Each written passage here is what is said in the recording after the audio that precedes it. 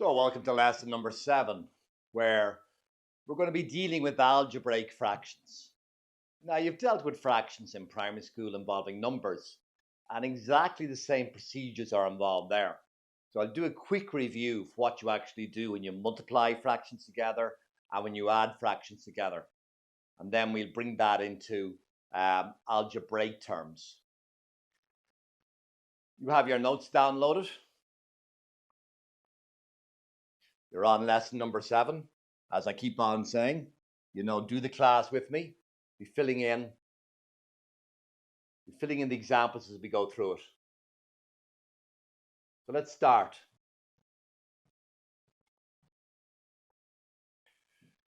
I'm asking you to multiply 2/3 by 4/5. Well, the way you multiply fractions together is you multiply the tops together and you multiply the bottoms together. It's that simple. So you get 4 by 2 is 8. 5 by 3 is 15. Go on to the second example. Well, before you multiply the tops and multiplying the bottoms together, you could do a bit of cancelling. So I can cancel here. You can cancel any number on the top with any number on the bottom. I can divide above and below that number by 2 to get 1, and this number by 2 to get 8.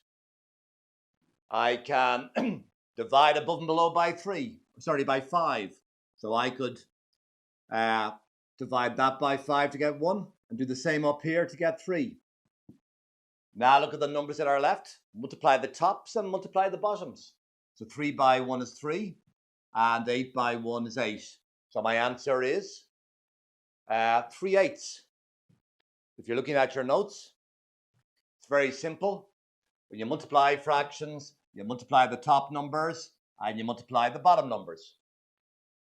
You can cancel any number on the top with any number on the bottom by dividing by a number.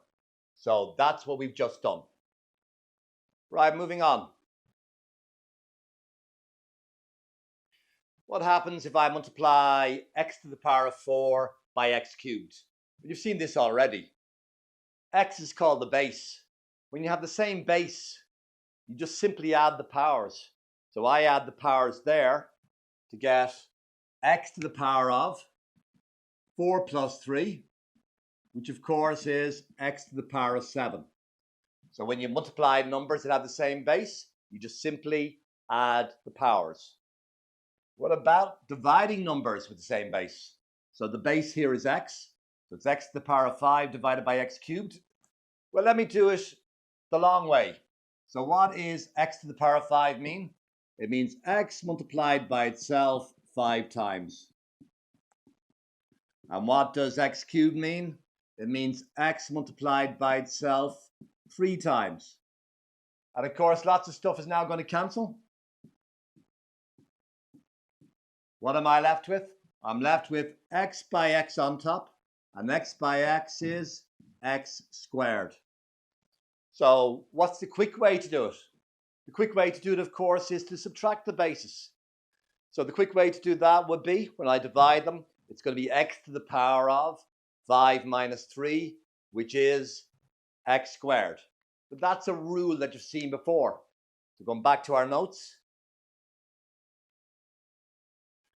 if you've got a to the power of m divided by a to the power of n, a is the base. It's the same base in each case.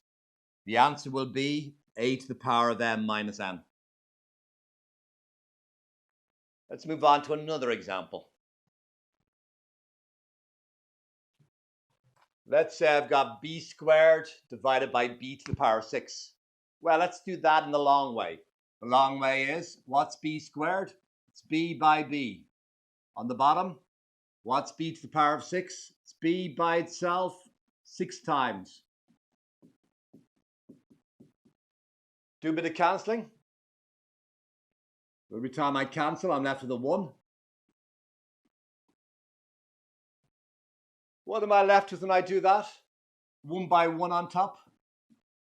What am I left with on the bottom? B by itself 4 times. That's b to the power of 4. So when I divided b squared by b to the power of 6, I was left with 1 over b to the power of 4. We'll deal with negative powers later. I'm not concerned with them at the moment. But basically, you know, where was the bigger power? That was on the bottom, so my answer would be on the bottom. So basically, I just went 6 minus 2 is b to the power of 4, but because the bigger power is on the bottom, my answer will be on the bottom.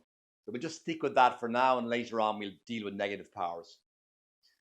Let me do example 1. So here's example 1.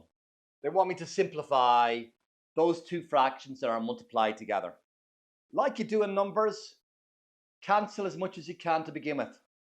So I can divide above and below by 4. 4 into 4 goes once. 4 into 16 goes 4 times. I can divide above and below by 5. 5 into 5 goes once. 5 into 15 goes 3 times. So just dealing with the numbers, what am I left with? 3 by 4 on top, 1 by 1 on the bottom. So I'm left with 12 on top. Now let me go to the letters. Start off with the a squareds. So I've got a squared there and a down there. Well, you can use your power rule. Subtract the powers. You know that's to the power of 1. So 2 minus 1 gives me a to the power of 1. Or it's kind of obvious, isn't it? A into a squared is a. So I'm left with a on top. Now let's move on to the b's. I've got b there and b squared there. So you're going to end up, when you cancel, with a b on the bottom. And now look at the c's. I've got c to the power of 4 over c to the power of 1. Take them away and you will get c cubed. So I've simplified that fraction into 12ac cubed over b. So back to my notes again.